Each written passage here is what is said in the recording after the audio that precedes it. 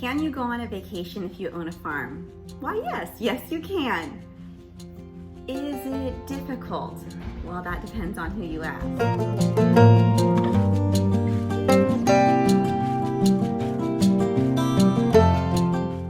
I just came in from my evening milking of Miss Patsy, and I was thinking of all of the things I needed to do to prepare for an upcoming family vacation.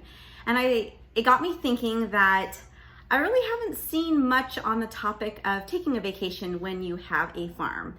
So I thought I would explain what we do to prepare. It really depends on how big your farm is and what kind of animals you have.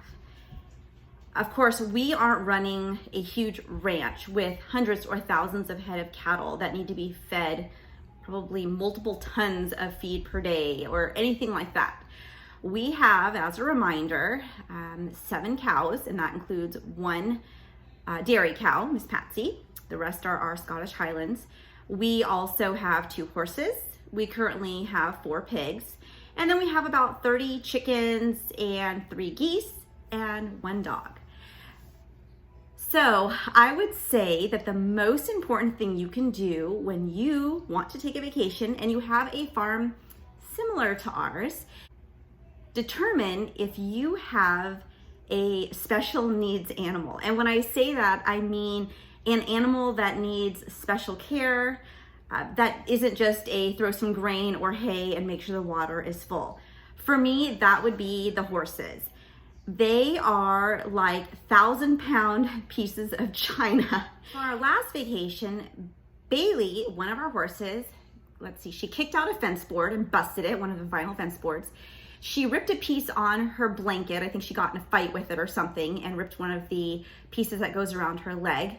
And then when I went to pull her out of the pasture where we were keeping them when we were gone, she had a limp. So come to find out, she threw out her hips, I guess. It was really muddy and she was sliding around in the pasture. So I've decided that this vacation, they are not going into the pasture. I was trying to make it a little bit easier so that the person who cares for our farm didn't have to pick their paddocks.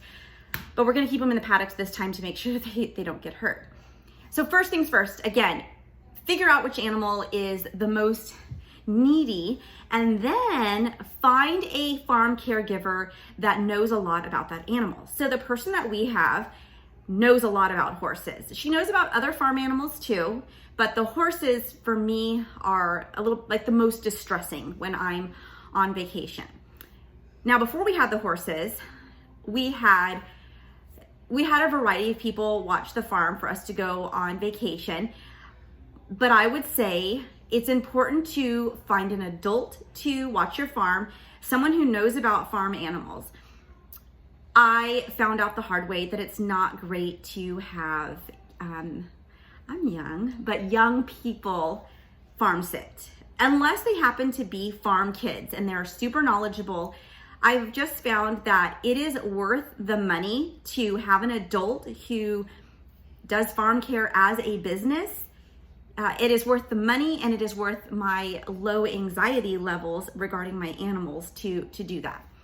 So we have a farm caregiver who has come before and is coming for this next vacation for all of our animals except for Patsy. And luckily I have a friend who has everything needed to milk cows, and I'm actually borrowing her milking equipment right now. She is going to take Patsy for me for a week, and she's done that before, so that I don't have to worry about milking. It's gonna get a lot easier once she has a calf, because if I don't want to milk her or we're going on a vacation, we just leave her with her calf. So that makes it easy. But right now she doesn't have a calf, so she still needs to be milked twice a day. And my friend is happy to do that for me. So I'm very thankful for her. As far as the dog, we had the plan that we were going to leave him, and we purchased an outdoor kennel for him. So he was going to be in the outdoor kennel for the day, and then when our caregiver came, she could let him out in the morning and the evening to run while she was doing chores, and then put him back. But I'm very lucky that my oldest son works for a dog kennel and we get free care. So the dog is gonna go to the kennel. Patsy goes off somewhere, the dog goes to the kennel. The last things to deal with are the cows. the pigs and the chickens. Pretty easy. The cows we now have on round bales, so all she has to do with the cows is check the water. So like crossing my fingers that for our next vacation, we don't have freezing weather like we had recently, and we were breaking ice in the water troughs 3 times a day. The pigs are fed twice a day, morning and evening, and she'll check their water, pretty easy. And then the chickens are fed once a day, check their water. Oh, and then of course the horses, the most important one that I'm most nervous about is the horses. She'll come twice a day to feed them, make sure their water looks good. And unfortunately, she's gonna pick the paddocks, unfortunately for her. It is totally possible to take a vacation when you have a small homestead, farmstead, family farm, hobby farm, whatever you wanna call it, and you don't have a huge amount of animals. I would say that if you're new to having a farm, finding some local farming groups is going to be your best bet. So on Facebook, look for your local homesteading groups. We have a couple in this area. And that's actually how I found our farm sitters. I put out that we were gonna go on a vacation and I was looking for someone local to come and care for our farm, and it works out that she only lives 10 minutes away. And so then if there was some sort of emergency, she's really close as well. The other thing that is important is to make sure that they understand your feed routine, your feed rations. So we have a big whiteboard in our barn, and I've created a grid on it so that it has the names of all the animals, how much each of the animals get for grain and hay and any other supplements, and how many times a day. So it makes it really easy when she comes to be able to run through that, make sure everyone gets what they need, and then we're all set to go. So I will say that when I previously had other people care for the farm that were, I would say like young adults that didn't really have as much farm experience, it was less expensive. So that was great. However, there always seemed to be an issue. Like I would come home and supposedly they had just been here like in the morning and we came home in the evening and there were water troughs that were empty. Like that's not even possible if you filled the water. I mean, it'd have to be days for most of our animals. It would be days for the water troughs to be empty. So that was a little bit irritating. We also had a couple of crazy things happen. Everything bad happens when you're gone. I will say that. That's how I feel anyways. Like last year we were in Hawaii and one of our pigs had piglets and it was her first litter and I was a bad farmer. I didn't plan for that. I didn't write down the dates, and the caregiver arrived and there were 3 of the piglets had passed away and there was only 1 living piglet, and she was trying to figure out how to deal with those. So that was a lot for a person who doesn't do a lot of farming to deal with.